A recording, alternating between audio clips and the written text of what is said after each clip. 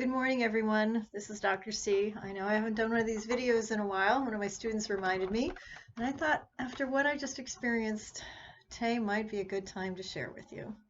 Happy Valentine's Day, and I think it's very appropriate that this day comes with the gift I'm about to share with you. For those of you who have been paying close attention to my TED Talk and what I do in guest speaking, you'll know that 35 years ago, my life changed. My college professor at the University of Illinois dismissed me from the program. I was an organist, or at least I had been playing since I was 5 years old. Music is not what we do. Music is who we are. Music is why we are. And I was devastated when he told me to find a new line of work. Still the only student organist ever dismissed from the University of Illinois. Not a title I was very proud of. But music is an interesting way of finding us at our core. My TED Talk was very instrumental in all of the talks that I talk about failure. And this was the one failure I hadn't yet resolved. Hint. 35 years ago, I put that music in a box and I put it right next to the love of my life and I put it away. And then my life went in a very different direction.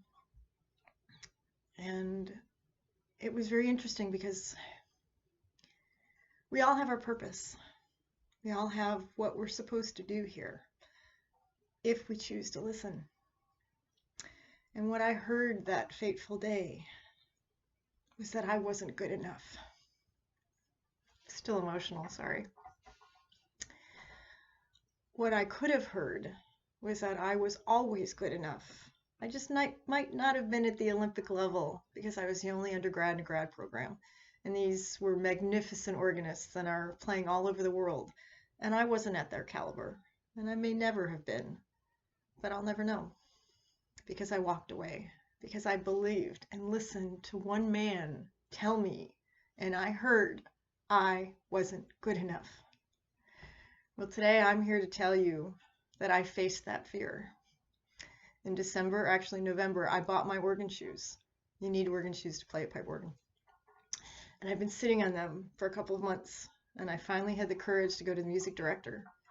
And I asked him if I could find out if I still had game. And we've been trying because of the holidays, it just wasn't good timing. And then COVID and funerals and things of that nature. Well, I find it appropriate that today, on Valentine's Day, I got my shot. I faced my fears at the altar of Prince of Peace Church in Lakeville, Illinois. Thank you, Brian Cooper, for giving me my dream shot to find out if I still had it. And I got to play for 2 glorious hours at their pipe organ. I cried last night. I cried on the way to the church. I cried in church because they had mass before. It was children's mass because they have a Catholic children's school. And I thought it was interesting that church ran late, and it was because God needed me to hear a very important message. And the message was, they do pillars and principles, and they were working on the pillar of compassion. And what greater gift than to give compassion to ourselves for things we didn't get right.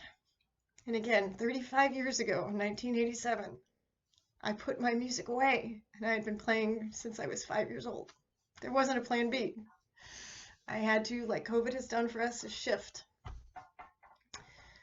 And I went in a different direction. And I've had an amazing career, don't get me wrong. But at my core, I am a musician and always have been. And that's who I am. And I will not apologize for that. And I will not ever accept someone else telling me that I'm not good enough. Just like Dorothy in my red shoes I keep here. I was always good enough. Maybe not as good as some of the other musicians that were there, but I was plenty good enough. And I didn't have to walk away, and I didn't have to avoid it for 35 years. But I faced it today. And it was painful as you imagined it to be, as I opened the keyboard to this magnificent instrument. I placed my hand on the keyboard much as I did with my piano, and felt 35 years calling to me. And then I had my organ shoes on, and I started to play. Is I good? No. As good as I once was? Oh no. Rusty as all get out. But there's still magic in these fingers. And there's still magic in my feet, and the fundamentals are still there. And I pulled that all, the only organ music that I could find that I kept, because I got rid of everything, including my organ shoes and my manuals and my bag and everything. It was just too painful to look at.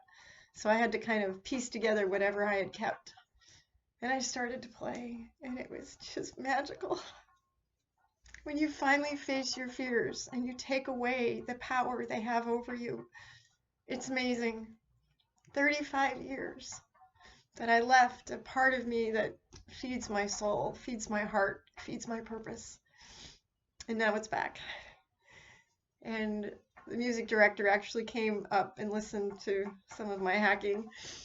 But he says, "You still got game after 35 years. We should all be so lucky to have that kind of talent." And it was amazing for him and I to chat. And I don't know where this is going, but I told him I'd be willing to trade playing mass again on weekends for time at the church. And he's agreed. So I don't know when that's going to be. I need a little time to put my game back together. The muscles will remember. It got easier after those 2 hours. But I cried all the way home, and I'm still emotional, which is why I want to get this video out and capture it in the moment so you can realize dreams never die. It took a 35-year detour, but it's something, if you want it bad enough, you got to fight for it, and you have to believe in your heart of hearts that no one's going to keep you from making your dreams come true. No one will ever tell me again that I'm not good enough. I might not be as good as, I might not have the dreams look a little different than I once envisioned. But that purpose at our core, that God-given talent, that's going to be my gift back to the world that I've sat on for 35 years. And so my students, my friends, you've all been part of my journey to get here. And I know I haven't always shared this part of me because it is vulnerable. It is painful, more than you could ever possibly imagine. But it's redeemable. It has the ability that dreams never quite die, and neither does your purpose. If you keep listening, if you keep believing, and you keep having faith. I may never play at Holy Name Cathedral. I may never play at some of these amazing organs around the country that I visit. But for the first time in 35 years, I put on my shoes, and I pulled out my music, and I played from the heart, and it was amazing.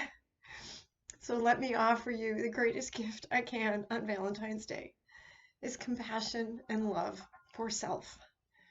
We are amazing beings, and we have amazing talents inside of us if we'll only lose some of those habits and replay that track inside that I've been playing in my head for 35 years that said I wasn't good enough. I'm here to tell you I am plenty good enough, and I always have been.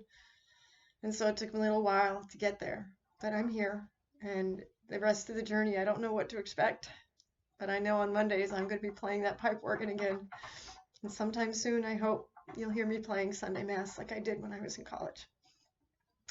And it gives me such joy instead of fear for these tears now to understand that I still got game, that it still lives inside of me.